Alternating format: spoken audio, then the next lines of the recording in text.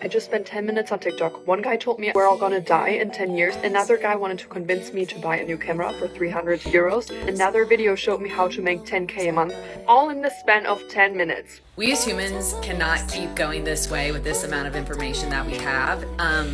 We were never supposed to know all this. It makes us question everything that we're doing in our life. Social media preys on our insecurities, and it preys on us wanting to question our own truth. All the platforms, including this one, are downranking reliable news sources, making it harder to get accurate, verified information. This isn't just happening to the people that you hate, this is happening to you too. Like, we all know we're getting dumber, right? Like, you feel it, I feel it, we all feel it. If you just look at the nature of news, the proportion of it that is bad news and the impact that that has on your brain is disproportionate. Scrolling social media and watching someone get murdered twice in 1 week is not normal.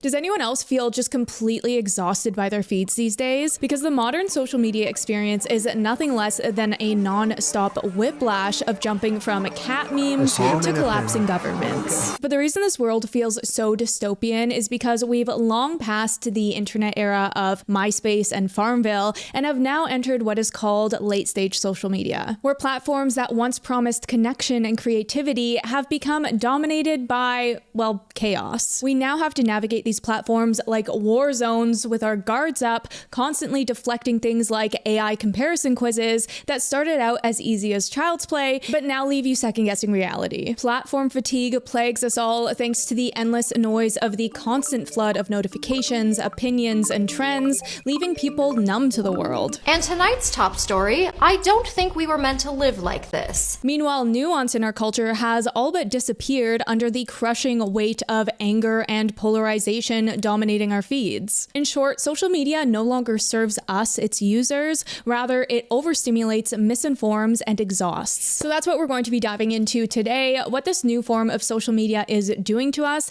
and with that, why we can't seem to look away.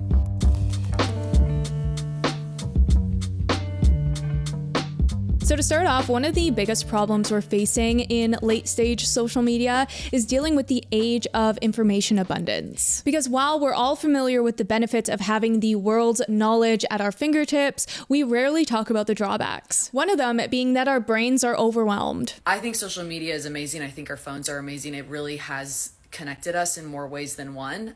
It's created friend groups. It's given us new knowledge and information about things, new music, new ideas, new communities, blah, blah, blah, blah, blah. It's great.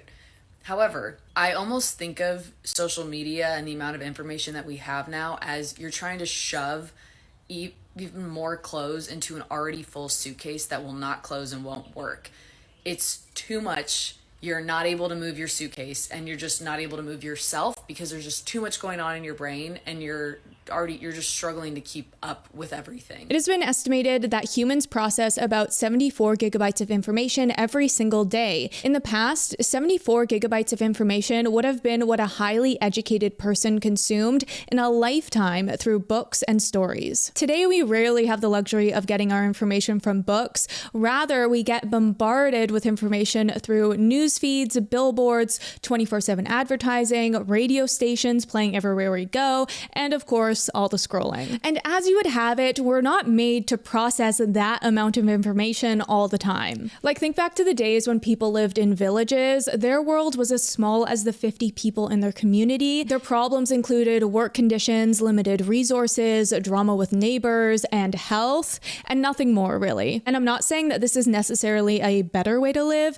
but the thing is, we still have to deal with all these problems, but on top of it, the information economy filling our brains with more stress. Because today, unless you intentionally monitor and limit your screen time, we are flooded with information from dawn till dusk. We wake up, phone in hand, scrolling notifications and news feeds. We go to work where 90% of Americans use the internet for their jobs. And then we go home, unwind with some more scrolling, maybe watch a show with our partner, and then probably doom scroll the rest of the night away. That's the reality for a lot of people. And that much mental stimulation is draining. But interestingly, despite so much information being thrown at at us from all angles, we aren't necessarily taking it all in. In a sort of paradox of plenty, rather than becoming the most informed generation yet, we're becoming a culture of superficial comprehension and shallow thinking. Because when we see a news headline, how many of us actually go and read the full article? Most of the time we don't, and just move on to the next piece of content that catches our eye. What we really gained in the 20th century isn't just access to information, but a new way of processing it. So instead of reading every book ever made, we rely on search engines for quick recaps and short answers. So I've been trying to figure out what's been going on for a while now with our disgustingly obvious decline in intelligence just as a society. Like, we all know we're getting dumber, right? Like, you feel it, I feel it, we all feel it.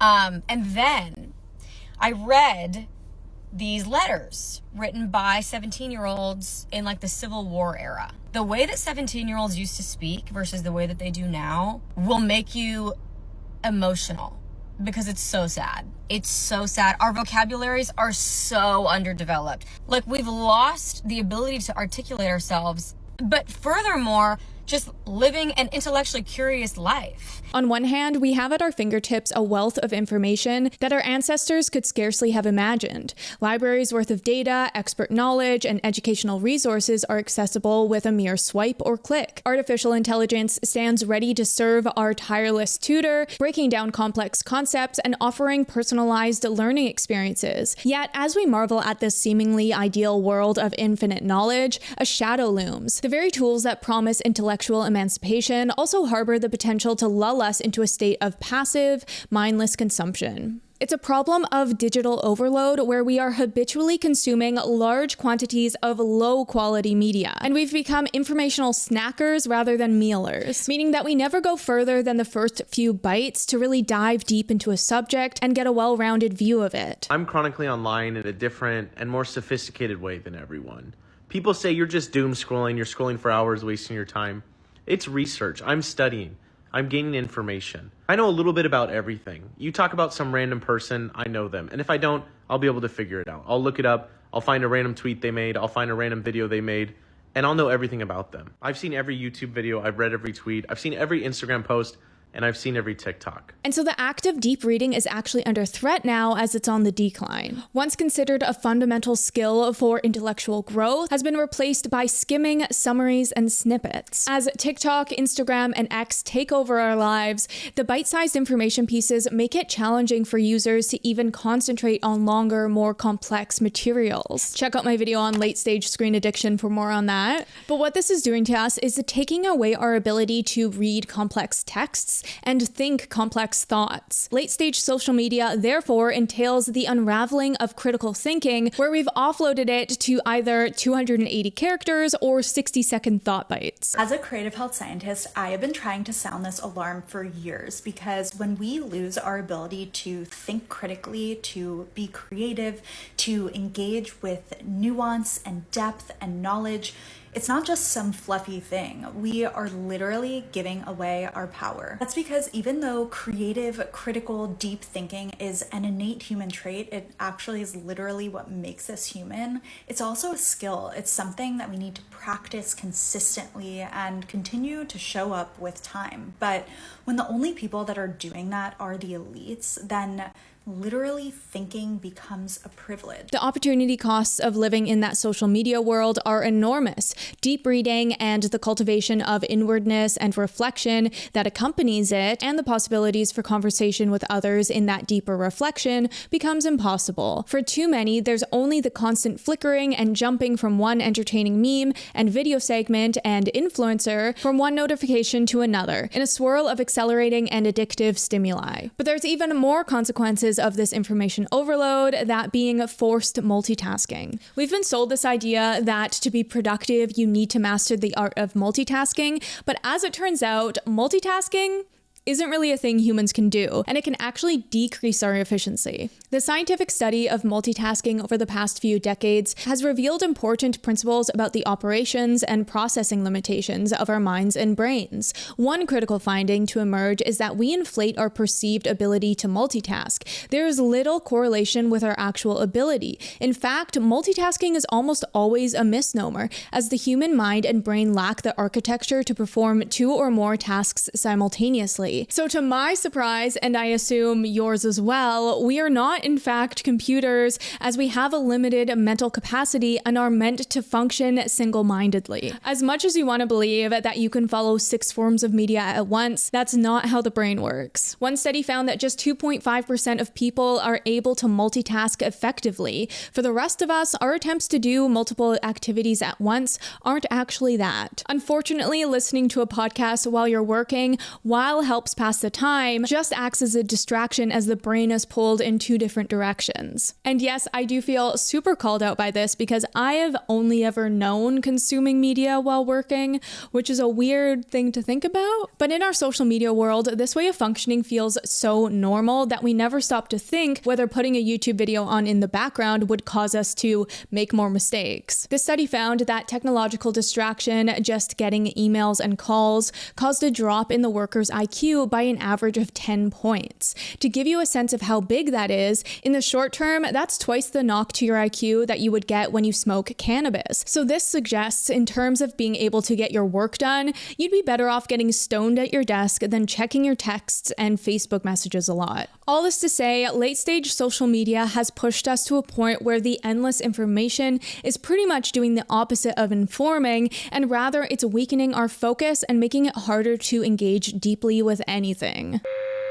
You know what else is super overwhelming though? Grocery shopping and meal planning. If you've been watching me since my momfluencer days, you'll know that I hate cooking and I also love healthy food, and those 2 things are kind of hard to manage together. But that's why I'm excited to share with you today's sponsor, hungryroot. If you haven't heard of hungryroot before, they make food shopping, planning, and cooking simple and stress-free because they kind of act like your personal shopper mixed with a nutritionist. They make it super easy to eat high quality and nutritious food for the whole family and for any diet and health goals, with no high fructose corn syrup, artificial sweeteners, or preservatives in any of hungryroot's food. All you have to do is just fill out their questionnaire about your goals and food preferences, and they fill your cart with personalized recommendations that just get smarter the more they learn about what you like. They take care of the weekly meal planning on top of your grocery shopping, so you don't have to do any running around during the week to fill your pantry, because they have things like kids snacks and sweets and ready-to-eat meals and even supplements. With over 15,000 recipes shipped each week, there's something for every taste and nutrition preference. My box came just when we were coming home from a 2-week vacation, and we were also just about to start homeschooling with Rook. Suffice to say, we had a lot going on, and I didn't want to also think about what meals we were going to eat that week, so hungryroot really came to the rescue for me. What I personally love about hungryroot is that you can specify your dietary preferences, whether it's gluten-free, dairy-free, or high protein like myself. But also a big feature for me is that most meals are made in under 15 minutes, which is less time than it takes to get delivery or takeout. This took 6 minutes to make. Unbelievable. And on top of it all, because they plan out every meal, there's no food waste and therefore money saved. So if you're interested, take advantage of this exclusive offer. For a limited time, you get 40% off your first box, plus a free item in every box for life. Just click the link in the description or go to hungryroot.com and use code AshleyEmbers. That's 40% off your first box and a free item of your choice for life at hungryroot.com with code AshleyEmbers.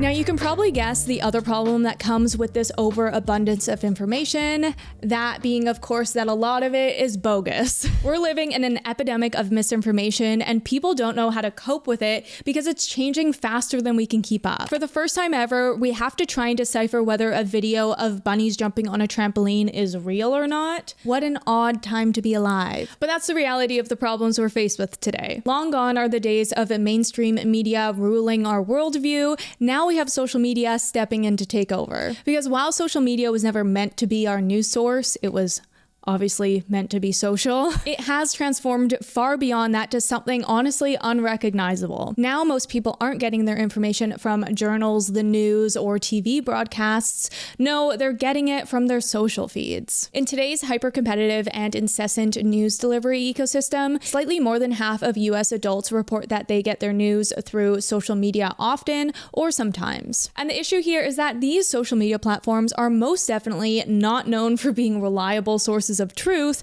because it's barely even on their radar. To clarify, this isn't to say that news outlets have always been a beacon of undeniable truth either, because there's always been the twisting of narratives to fit specific agendas, but at least there was an attempt at honesty, as mainstream outlets had to maintain the standard of reliable journalism to keep viewers tuning in. The key difference between traditional media and social media lies in the accountability. Mainstream news typically has safeguards to prevent outright false claims. Because they were also in the business of ratings, their reputation for credibility kept them somewhat in check. Social media, on the other hand, plays by different rules, as it encourages virality with little to no oversight. And so it's truly become an unstoppable, unruly beast at this point, just breeding misinformation at an alarming rate. One recent analysis estimated that 20% of content pushed by TikTok, a platform with over 2 billion users, contains misinformation. And this is because these companies work in the ecosystem of the attention economy, where anything goes as long as there's eyes watching. Heightened emotions, twisted narratives, and hot takes are all fair game when the goal is to keep people scrolling, not to inform. A new study found that the reward systems of social media platforms are inadvertently encouraging users to spread misinformation. But the thing is, it's not just an evil algorithm intentionally feeding us fake news. It's just responding to people. Whatever people watch, like, or repost is what gains traction, and as it turns out, people aren't a reliable source of truth either. The reason it's fake news specifically that takes the lead is because people are most likely to share information when it aligns with their personal identity or social norms, but also when it elicits strong emotions. Not a great litmus test whether something's real or not. But on the other hand, it's not necessarily users' faults. They're just led astray. Because people usually don't take the time to check whether something's fake news. What happens is people have a desire for answers, and so they'll often go to any end of the internet to get those answers, whether they're accurate or not, and then share it. People want accuracy and to be right. No one wants to feel like a liar or to be labeled as the boy who cried wolf. But just because we want to believe something is true doesn't mean it is. Keep in mind that social media has never been worse. All the platforms, including this one, are downranking reliable news sources, making it harder to get accurate, verified information. This isn't just happening to the people that you hate and are on the wrong side of history and are clearly misinformed. This is happening to you too. You haven't magically cracked the code of the internet so that you're funneled all the true info and correct takes. Look, there's a solid chance you've believed or shared misinformation, and it doesn't mean you're a bad person. Social media is like a cocktail of useful facts and downright lies. It's a garbage dump and a treasure trove all in one. And this is a problem we've been dealing with on social media for a long time now, but it's only gotten worse as the volume of fake content is rising exponentially, especially with the addition of AI slop and deepfakes, making it impossible for most citizens to reliably distinguish fact from fiction. And so disinformation continues to flourish. The thing that worries me the most with AI on social media is that it can circulate undetected and feed on itself. The more AI-generated content is out there, the more it gets recycled as a source material, creating this endless loop of hallucinations and misinformation. Because if someone writes an article using an AI source and that AI had already pulled false information, then the next AI system may treat this article as reliable, further amplifying the delusion. And so we've arrived at this place where we have more access to knowledge than ever before, but at the same time, less and less certainty about the realities of the world. As it was found, the World Health Organization has declared that we are in an infodemic, meaning that harmful misinformation is now spreading like an infectious disease. But the prioritization of content, despite its validity, is only half the battle here. The other aspect of this is that we're now dealing with echo chambers created as the internet became increasingly personalized for each individual user. In the modern era, rather than everyone getting their information from one static source, like say the newspaper, we get our insight perfectly curated for us on an ever-evolving feed that ebbs and flows as our interests and behaviors change. As a result, we find ourselves narrowing into our own little neighborhoods on the internet where our people reinforce our views and opinions. Something not a lot of people know about me is that I was anti-seed oil. I was pretty much on a carnivore diet. I went to school to study nutrition so that I could prove everyone how wrong the system is and how bad research is. I literally went to school so that I could confirm my beliefs. I ended up with a bachelor's degree in food and nutrition, a master's degree in dietetics. Now I'm registration eligible to be a dietitian. And you want to know what I figured out? I was wrong. A lot of people will say, oh, well, you just got indoctrinated. You spent years in this camp where they taught you all this stuff that's wrong. No, I was just exposed to enough information to realize that I was living in an echo tunnel that was trying to convince me with propaganda to believe something that wasn't true. One of the concerns with echo chambers is that if you don't know you're in one, then you don't know what information you're missing out on, what's true, or what you're only getting half the story on. Social media, therefore, limits our exposure to diverse perspectives and reinforces an already established narrative. And this is the paranoia I have online. I'm always wondering whether everyone else is on the same side of the internet as me, or if I'm the only one here seeing this. But the issue is that a lot of people either don't realize that everyone's feed is different, or they turn a blind eye to it and keep taking in the content that already aligns with their beliefs. In the new landscape, we're all part of fragmented audiences, each consuming a version of reality that fits neatly into our own preconceptions. It's like a buffet where we only pick the dishes we already know and love, ignoring everything that challenges our taste buds. As more and more of us settle into manufactured content spaces, misinformation will continue to grow into a global crisis affecting justice, health, politics, the economy, and our understanding of science. All the while, each neighborhood is full of thousands of shouting voices, none of which can actually hear each other.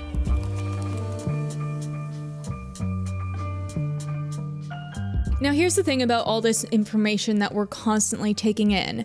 It's usually not very positive. While I'm obviously a big supporter of staying informed about everything that's going on in the world, we've reached a point when social media feeds us so much negative news that it's starting to actually harm us. Because along with our brains not being wired to take in a terabyte of information every day, we also most certainly aren't built to carry the weight of the world's problems on our shoulders either. Of the 1,100 people surveyed for a study, 16.5% became so immersed in the news that it dominated their waking thoughts, disrupting their focus on school and work, and limiting the time they spend with family and friends. How are you guys dealing with the fact that over every good thing in life right now, every milestone achieved, every great thing, there is just like the looming cloud of fascism?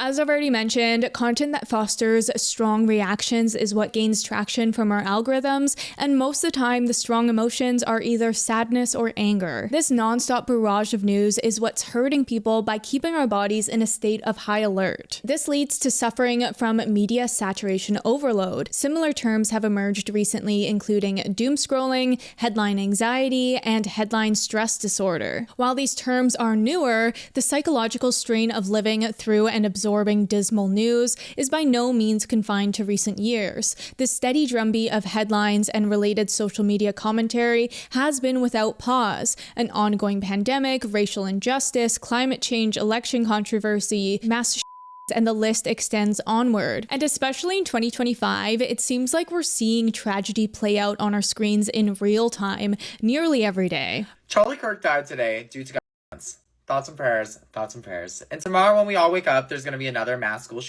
Thoughts and prayers, thoughts and prayers. And same with the next day, thoughts and prayers, thoughts and prayers. And the next day, and the next day. And if you're outraged at how nonchalantly I'm talking about this, you should be, because it is crazy how desensitized we are to gun violence. So everyone make your videos and get your talking points. I'll see you tomorrow, same time, for thoughts and prayers. But the thing is, even if we don't want to be bogged down by the bad news, it's hard to look away from the chaos. So we keep on consuming. As this journalist says, I keep watching long after the violence was over, when anchors were repeating themselves and no new pictures emerged. The same news, the same clips, the same analysis, all day long. By the time I turned it off, I was feeling sad and stressed. But I also had a headache and my body hurt. I was exhausted from sitting on the couch watching the news. These aren't one-time offenses of bad news we're dealing with, but rather an ongoing, limitless scroll of negativity that can dominate what we see online. This creates the impression that it's the only thing happening in the world, especially when you factor in our algorithmic echo chambers. But bad news is everywhere, even places you wouldn't expect it, like our returning guest, the Weather Network app, that today thought it would be a good idea to tell me that there's a kissing bug disease going around when I was just trying to figure out if I need to wear a sweater today. Not cool. But between the 24/7 real-time live streams and social media algorithms prioritizing extreme content, it's no wonder people are feeling more anxious and overwhelmed than ever. It's not just about feeling sad or frustrated in the moment. It can create a sense of ongoing stress, almost like background noise or what we refer to as an ambient stressor that never really goes away. The news cycle today often makes bad news feel relentless, and that can contribute to chronic stress, where people feel like they're always bracing for the next crisis. The difference here is that in the past, you had to seek out this kind of information about an incident from televised news reports or printed articles. But now with social media, it's difficult, if not impossible, to avoid these kinds of images. We just saw this in the worst way with the Charlie Kirk assassination, when updates on the situation bombarded us, whether we wanted them or not. But most tragically of all, a lot of people were shown the graphic footage of the incident without their consent. Only in 2025 could you innocently log onto Instagram and have a 4K video of such a horrendous image appear. Many said that they didn't even get the sensitive content warning, or that they were exposed to it in other unavoidable ways, like a GIF. On the weekend, my 7-year-old, while driving in the car with her, turns to me and asks me if I've seen the video on YouTube of the guy getting shot in the neck. And I was like, I have, yes. Have you? And she's like, yeah, so-and-so showed me. Point being, this is not something that we should just be seeing as a regular part of daily life. This is traumatic footage that our brains are not meant to process, and it's crazy that anyone, even children, can just stumble across it on the same site that gives us dance challenges and OOTDs. I mean this from the bottom of my heart, in all sincerity. You was never supposed to see something like this. In your entire life. You was never supposed to see something like this. That's not okay. That's not normal. That's not regular. You was never supposed to see something like that in your entire life. And there it is on social media. And we pretending like it's normal. But overall, this is something that I'm more familiar with than maybe I should be. As it turns out, I am very interested in the complexities and struggles of modern life, and that can often leave me feeling an overwhelming amount of dread and doom over the world. And that's when I know I need to take a step back and go touch grass a bit, hence me making the well-informed and frightened merch. But that's not to say that we should just shelter ourselves from the horrors of the world completely. There is a line. We just need to know our limit and protect ourselves from total mental collapse.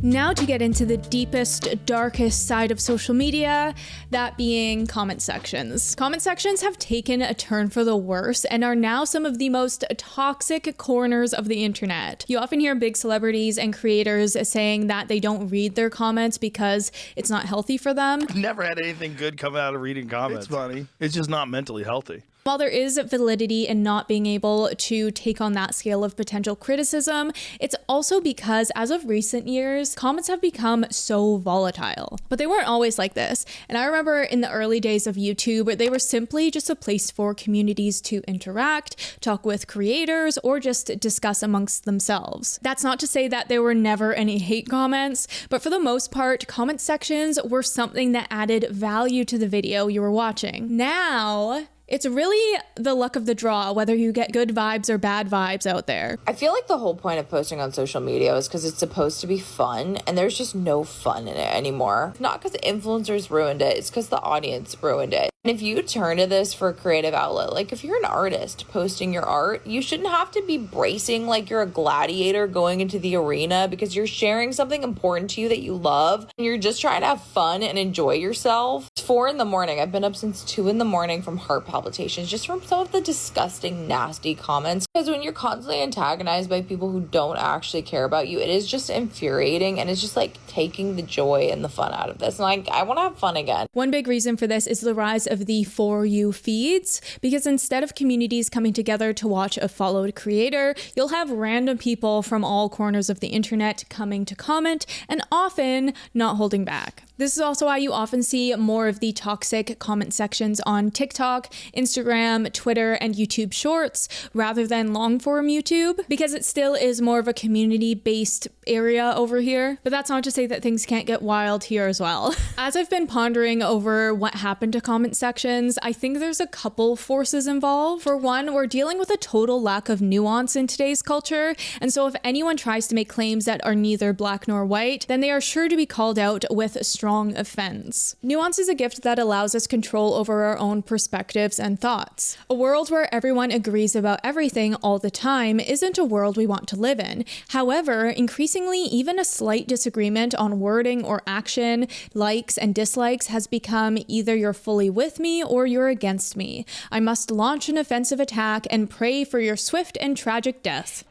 You know how the comment sections on TikTok are the most horrible places because people are so negative and they just want to be right and they want other people to be wrong all the time. I think this is so interesting because of the way that people feel so entitled to spew such negativity in reaction to maybe a 1-minute video or 15-second video or a 3-minute video where you barely see anything about this person, yet people so desperately want to attack people because they want to be right over someone else. It's basically just a way to say to yourself, I am better than you because you've done this and that isn't right, or I don't agree with this. It's as if you can't have an opinion anymore without having 100% certainty on it, or you will be ripped apart. So good luck if you're ever trying to find a middle ground in today's divisive world.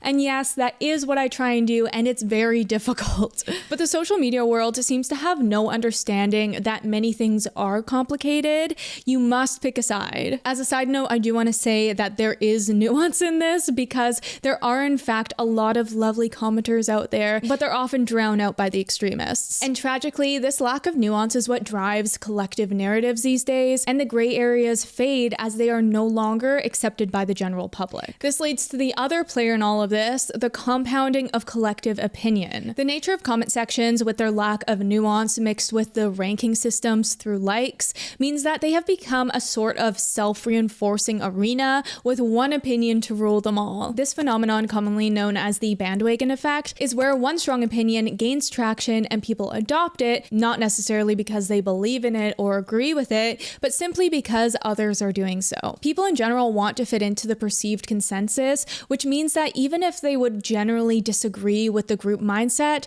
they'll join in because group bias takes over. And so as more people see one particular viewpoint take hold, the likes accumulate and similar comments follow, leading to a snowball effect. And when we add in the toxic soup of the algorithm rewarding heated and extreme takes, which often sparks more replies, the algorithm pushes them up even further. And that's how we end up with comment sections that feel way out of left field from what the original creator was trying to get across. I uploaded a video on my TikTok talking about the bronzers, and I did a video where I swatched all 7 across my cheek, and the video like blew up. Don't know how it happened. Very lucky, very blessed that it did. But the comments, people thought I was coming out with foundation and concealer when I said bronzer, and they were like shredding me for not having an inclusive enough range for foundation. And literally like a lot of my comments were literally like, I just don't feel like that shade's light enough and it will never fit me. And I'm like, it's the fairest bronzer I've ever seen in my entire life, by the way. And so I'm like, what are you talking about? And then literally I realized that everyone in the comments, they think it's foundation. I was literally like, what is actually going on? An illusory public opinion can shape actual public opinion. Even likes on social media platform can impact public opinion. A study from 2019 found, for example, that more likes on, say, Twitter or Facebook impacted public opinion on the issue being shared. This happens because likes serve as a cue for societal consensus. The study results were also consistent with a phenomenon called the spiral of silence. People are less likely to share an opinion if they feel they are in the minority. This can create a silence feedback loop. As more and more people like a post, in part because others have liked that post, it can make it less and less likely that minority voices will speak up. And so as much as we want to believe that we think for ourselves, the truth is that herd mentality is a powerful thing and can warp our perception of truth.